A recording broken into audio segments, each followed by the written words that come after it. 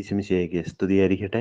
പ്രിയമുള്ളവരെ, നമ്മുടെ പിതാവായ ദൈവത്തെ അവിടുത്തെ അനന്തമായ കാരുണ്യത്തെ പ്രതിയും സ്നേഹത്തെ പ്രതിയും നമുക്ക് ആരാധിക്കാം. പരിശുദ്ധനായ ദൈവമേ, പരിശുദ്ധനായ ബലവാനെ, പരിശുദ്ധനായ അമർത്തിനെ, ഞങ്ങളുടെ ലോകം മുഴുവൻ്റെ മേൽ കരുണയായിരിക്കണമേ. വിശുദ്ധ ഫൗസ്റ്റീനയുടെ ഡയറിക്കുറിപ്പ് 718 സന്ദേശമാണ് ഇന്നത്തെ ദിവസം നമ്മൾ വിചിന്തനത്തിനായിട്ട് എടുക്കുന്നത്. ഈശോ അവിടെ പ്രത്യേകമായിട്ട് ഓർമ്മപ്പെടുത്തിയാണ് വിശുദ്ധ ഫൗസ്റ്റീനയോട് ഒരു മനുഷ്യാത്മാവിൻ്റെ ഏറ്റവും ശൂന്യമായ അവസ്ഥകളെക്കുറിച്ച് ഈശോ സംസാരിക്കുകയാണ്.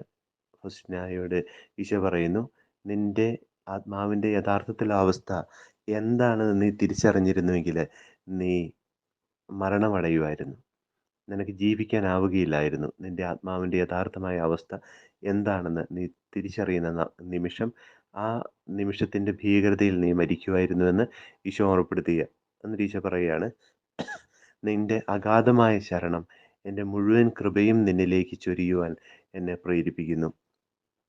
ഏതൊരു മനുഷ്യാത്മാവ് അത്രമാത്രം നികൃഷ്ടമായ അവസ്ഥയിലാണെങ്കിലും, നമുക്കറിയാം വിശുദ്ധ ഫൗസ്റ്റീന അത്ര ശ്രേഷ്ഠമായ വിശുദ്ധിയുടെ തലത്തിലേക്ക് ഉയർത്തപ്പെട്ടവളാണെങ്കിലും അവളോടാണ് ഈശോ ഇത് പറയുക. ദൈവത്തിൻ്റെ പരമപരിശുദ്ധിക്ക് മുമ്പിൽ നമ്മുടെ വിശുദ്ധി എന്താണ് എന്ന് തിരിച്ചറിയുന്നൊരു നിമിഷമാണ് നമുക്കിവിടെ കാണാൻ സാധിക്കുക. എങ്കിലും ഈശോ പറയുകയാണ്, ദൈവം അത്രമാത്രം പരിശുദ്ധനാണെങ്കിലും ദൈവം ആ പരിശുദ്ധിയിൽ നിന്നെടുത്ത തീരുമാനമാണ് തൻ്റെ ഛായയിലും സാദൃശ്യത്തിലും നമുക്ക് ജന്മം നൽകുക എന്നുള്ളത്. അതുകൊണ്ട് തന്നെ നമ്മളെ ദൈവം മക്കളായിട്ട് തന്നെയാണ് സ്വീകരിക്കുക.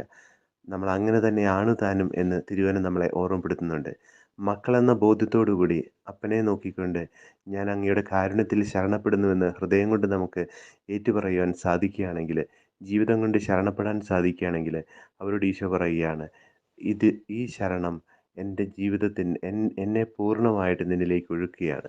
എൻ്റെ ശക്തി, എൻ്റെ കൃപ, എൻ്റെ ജീവൻ്റെ സമൃദ്ധി, സന്തോഷത്തിൻ്റെ പൂർണ്ണത, നിലനിൽക്കുന്ന സമാധാനം എല്ലാം നിങ്ങളിലേക്ക് ഒഴുക്കപ്പെടുകയാണ്.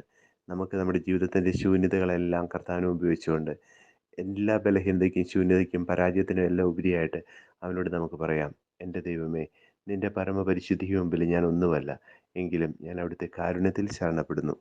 നമ്മുടെ കർത്താവ് യേശുമിശിഹായുടെ കൃപയും പിതാവായ ദൈവത്തിൻ്റെ സ്നേഹവും പരിശുദ്ധാത്മാവിൻ്റെ സഹവാസവും നമ്മളെല്ലാവരോടും കൂടെ ഉണ്ടായിരിക്കട്ടെ, ഇപ്പോഴും എപ്പോഴും എന്നേക്കും.